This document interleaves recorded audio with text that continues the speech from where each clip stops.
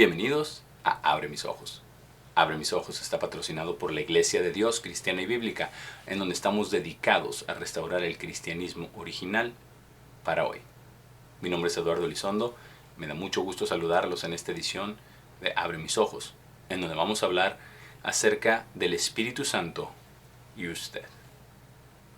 Como ya hemos explicado en episodios anteriores, el Espíritu Santo es el poder de Dios y también es la naturaleza de Dios, lo cual vamos a analizar un poco más en detalle en este episodio. Y vamos a hablar cuál es el propósito de Dios en darle a los seres humanos, en proveer el Espíritu Santo. Sabemos que, como vimos en el episodio anterior, hay condiciones para recibir el Espíritu Santo, en particular la obediencia a Dios, pero vamos a estudiar el tema del Espíritu Santo y usted.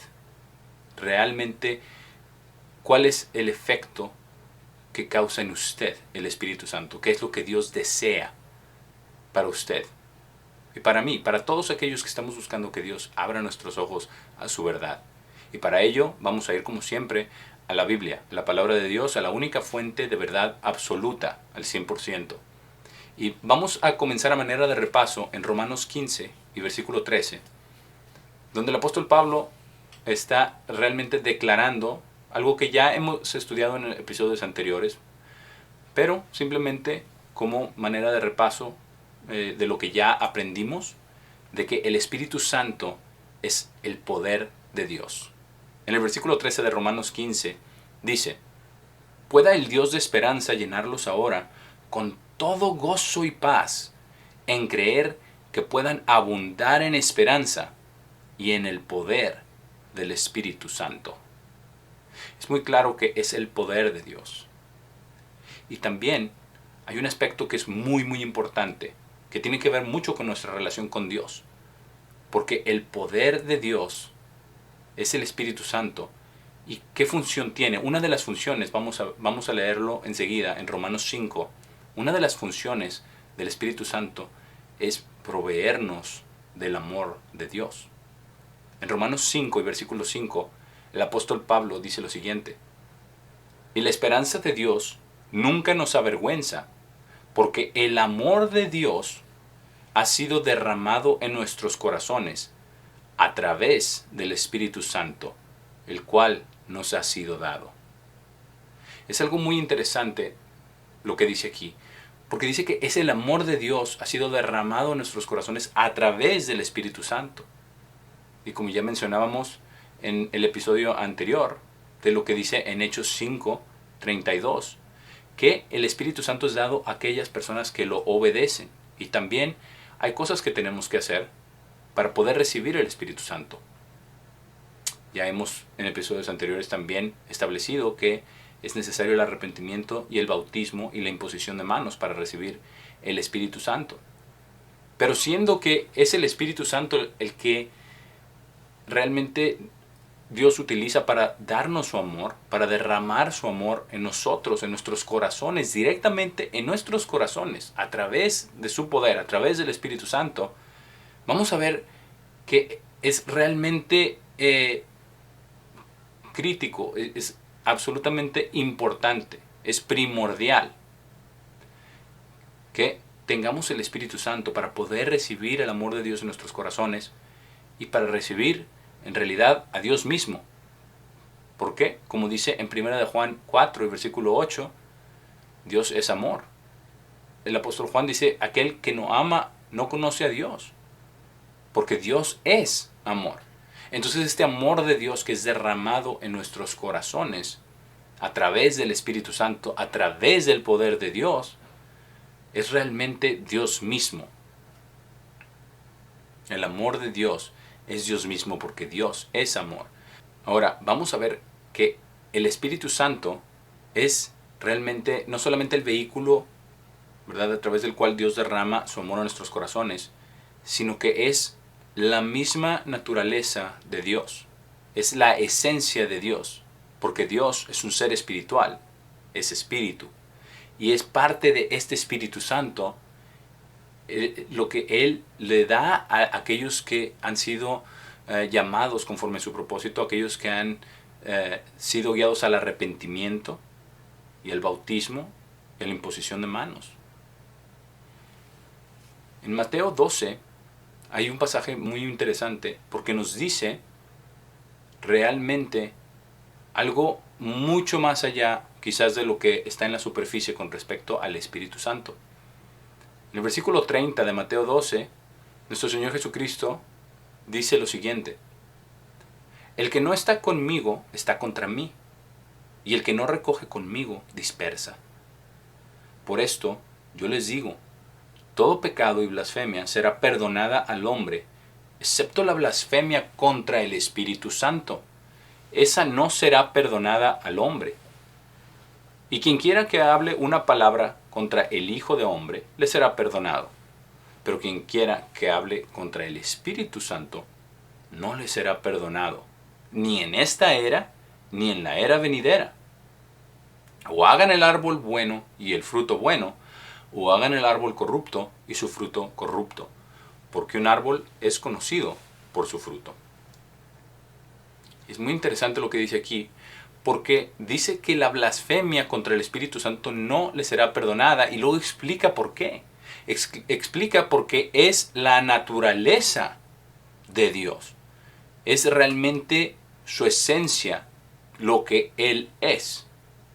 Él dice que si se blasfema contra el Hijo de Hombre, que es Jesucristo mismo, que le será perdonado.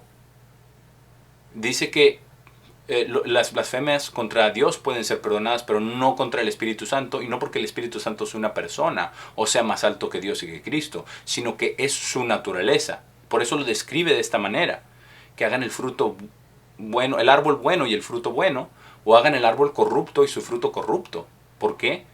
Porque un árbol malo no puede dar buenos frutos, ni un árbol bueno puede dar malos frutos. Simplemente es el resultado de lo que es.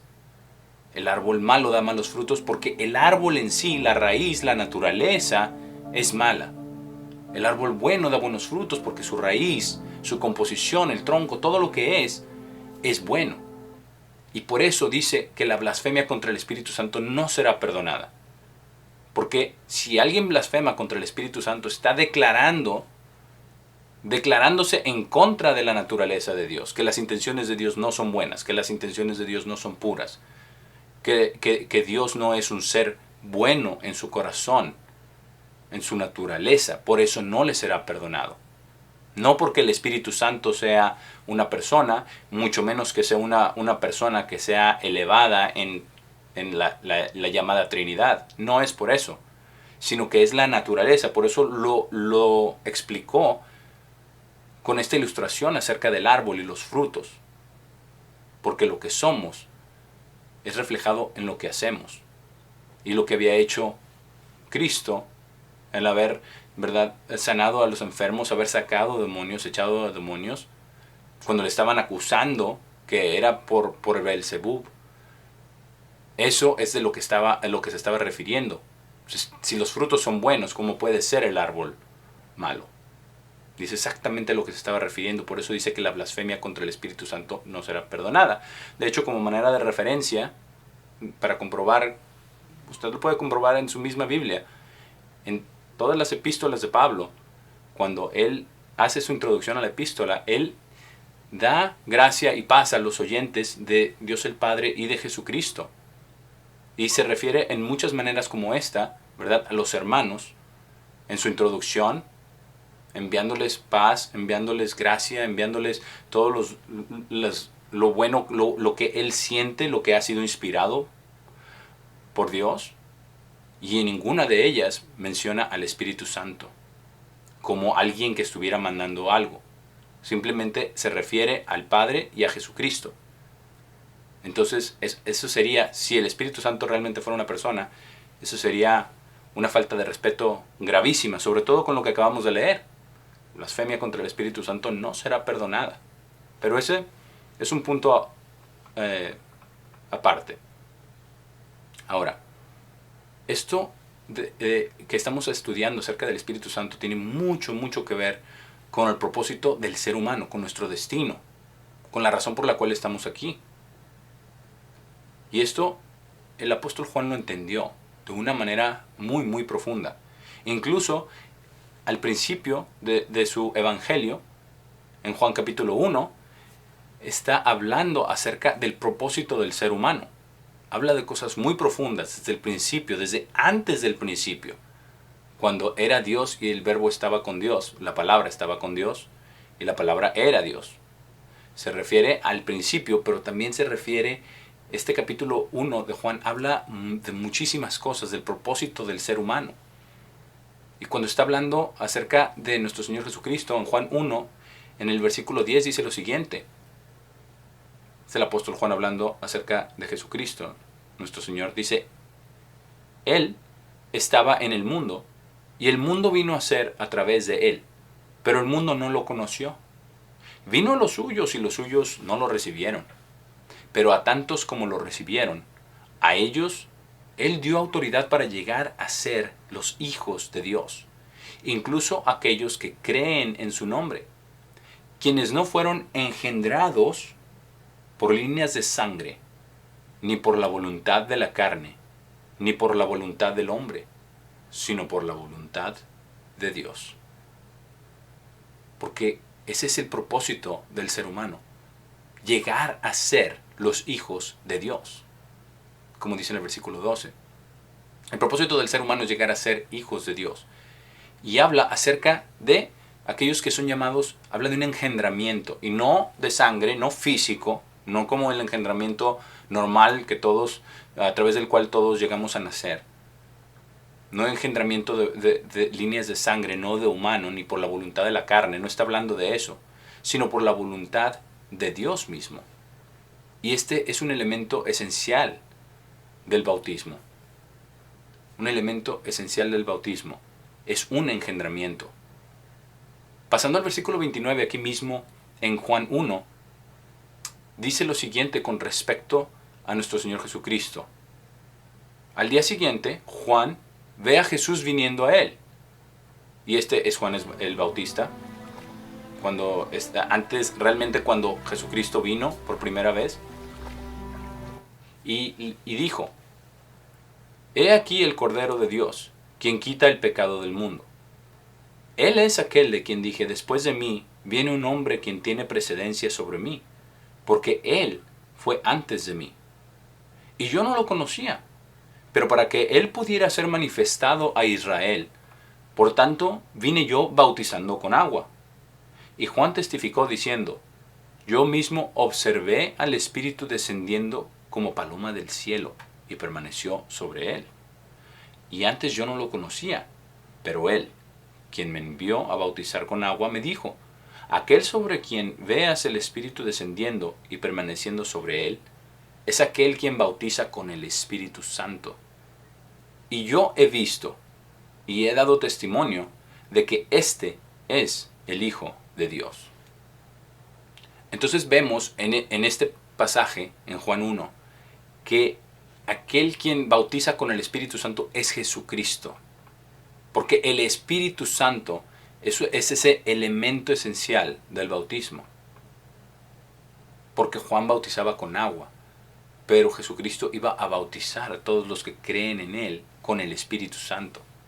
Incluso, como ya vimos en episodios anteriores, eso fue lo que nuestro Señor Jesucristo les prometió a sus discípulos, que se quedaran en Jerusalén hasta que recibieran el poder de lo alto, pero esto tenía que suceder hasta que ya nuestro Señor Jesucristo hubiera sido crucificado, habiendo estado ya en el sepulcro 3 días y 3 noches completos, y después ascender al Padre para enviar, como Él lo dijo, ¿verdad? En Juan 14, el Espíritu Santo o el Consolador. Y entonces al final de su ministerio, justo antes de ser crucificado, fue lo que nuestro Señor Jesucristo prometió. Él prometió que Él iba a mandar el Espíritu Santo, que Él se los iba a mandar a ellos, y eso sucedió, como ya también estudiamos en otros episodios, en Hechos. Pero al final del libro de Mateo, ya después de que nuestro Señor Jesucristo había ascendido al Padre y ya había aparecido a ellos, Jesús en el versículo 18 dice lo siguiente: y Jesús vino y les habló diciendo, Toda autoridad en el cielo y sobre la tierra me ha sido dada a mí. Por tanto, vayan y hagan discípulos en todas las naciones, bautizándolos dentro del nombre del Padre, y del Hijo, y del Espíritu Santo, enseñándoles a observar todas las cosas que les he mandado. Y he aquí, yo estoy con ustedes siempre, incluso hasta la terminación de los siglos. Amén. Y ahí termina el Evangelio de Mateo, con esta instrucción que les fue dada a los apóstoles de ir, que eso es lo que significa un apóstol, un enviado de Dios. Y todos ellos vieron en persona a Jesucristo nuestro Señor. Y esta fue la comisión de que fueran y los bautizaran en el nombre del Padre, del Hijo y del Espíritu Santo. ¿Por qué? Porque el bautismo es este engendramiento. Y aquel quien bautiza con el Espíritu Santo es Jesucristo mismo, a través de sus discípulos, a través de sus apóstoles y a través de todos los fieles que han creído en su nombre y que continúan la iglesia de Dios que nuestro Señor Jesucristo fundó cuando estuvo aquí en la tierra. Ahora, esto sucedió ya con la comisión. Ya vamos a leer lo que dice en Hechos 2, porque esto es donde sucede, donde se da este Espíritu Santo. Primero les dice que eso es lo que tienen que hacer, que tienen que bautizar a todos en el nombre del Padre, del Hijo y del Espíritu Santo. Y en el versículo 33 de Hechos 2, dice el apóstol Pedro: por tanto, habiendo sido exaltado por la mano derecha de Dios, hablando de Jesucristo, y habiendo recibido la promesa del Espíritu Santo del Padre, Él ha derramado esto que ahora están viendo y oyendo, porque estaban viendo a las personas hablar en diferentes lenguas y ser inspirados por Dios. Y en el versículo 38 de este mismo capítulo, continúa el apóstol Pedro y les dice, después de que ellos preguntan, ¿verdad?, ¿qué haremos? Cuando Pedro les dice, es que ustedes mataron al autor de vida, él era el Mesías en realidad. Y ellos preguntan, bueno, ¿qué haremos? Y el apóstol Pedro les responde y dice, en el versículo 38, arrepiéntanse y sean bautizados cada uno de ustedes en el nombre de Jesucristo para la remisión de pecados, y ustedes mismos recibirán el regalo del Espíritu Santo. Porque la promesa es para ustedes y para sus hijos y para todos aquellos que están lejos, tantos como el Señor nuestro Dios pueda llamar. Y aquí está la prueba de que no solamente es para los que estaban allí, empezando la iglesia en el siglo I, sino que esta promesa es también para usted y para mí, para tantos como el Señor nuestro Dios pueda llamar. Y si usted está escuchando este episodio, está viendo este episodio, es quizás porque Dios lo está llamando, le está abriendo la puerta de su mente y de su corazón para que reciba la instrucción, para guiarlo al arrepentimiento, para guiarlo al bautismo, para guiarlo a que después de ser bautizado y tener las manos impuestas sobre usted, usted reciba el Espíritu Santo, usted reciba el amor de Dios derramado en su corazón, como ya vimos. Usted reciba esa semilla de engendramiento. Hablando del engendramiento, el mismo apóstol Pedro habló al respecto de esto. Habló al respecto de esto porque él estaba ahí cuando se dio el Espíritu Santo, pero él también entendió todo lo que significa, igual que el apóstol Juan, que escribió al respecto en Juan 1, como ya leímos. En 1 de Pedro 1, versículo 3, el apóstol Pedro dice lo siguiente: bendito sea el Dios y Padre de nuestro Señor Jesucristo, quien de acuerdo a su abundante misericordia nos ha engendrado otra vez hacia una esperanza viva a través de la resurrección de Jesucristo de los muertos. Y aquí es importante que nos detengamos y hagamos una pausa, porque dice que nos ha engendrado otra vez, porque ya fuimos engendrados una vez en la carne por nuestro Padre, en el vientre de nuestra madre. Pero aquí dice nos ha engendrado otra vez, y esto no es por voluntad de la carne, ni por líneas de sangre, como dice en Juan 1. Dice que nos ha engendrado otra vez hacia una esperanza viva, a la vida eterna. Aquí lo dice, versículo 4, hacia una herencia incorruptible y sin mancha e inmarcesible, reservada en el cielo para nosotros, quienes estamos siendo guardados por el poder de Dios a través de la fe para la salvación que está lista a ser revelada en los últimos tiempos. habla de nuevo entonces, el poder de Dios es quien nos guarda y hemos sido engendrados otra vez. El apóstol Juan, en Primera de Juan 3, también habla y clarifica en realidad cuál es este engendramiento, que es el Espíritu Santo. No es algo físico, no es algo de sangre como ya leímos, sino que Dios nos ha engendrado otra vez para una esperanza de vida. Y en 1 de Juan 3, en el versículo 9, el apóstol Juan dice, todo aquel que ha sido engendrado por Dios no practica pecado, porque su semilla de engendramiento está viviendo dentro de él y no es capaz de practicar pecado porque ha sido engendrado por Dios. Porque esto es realmente el plan de Dios. El plan de Dios es que todos lleguemos a estar en su familia, que lleguemos a ser hijos de Dios. Por eso es engendramiento. Es engendramiento del Espíritu Santo a través del bautismo y la imposición de manos. Y este es el propósito de Dios. Porque como hemos estudiado en este episodio, hemos visto que realmente el Espíritu Santo, el poder de Dios, es lo que nos da la posibilidad de amar a Dios, de recibir su amor en nuestros corazones y de poder amar a Dios igual. Es la naturaleza de Dios, es lo que Dios es bondad, es misericordia, es sabiduría, es inteligencia. Dios es todo eso y todo eso está encerrado en la naturaleza de Dios.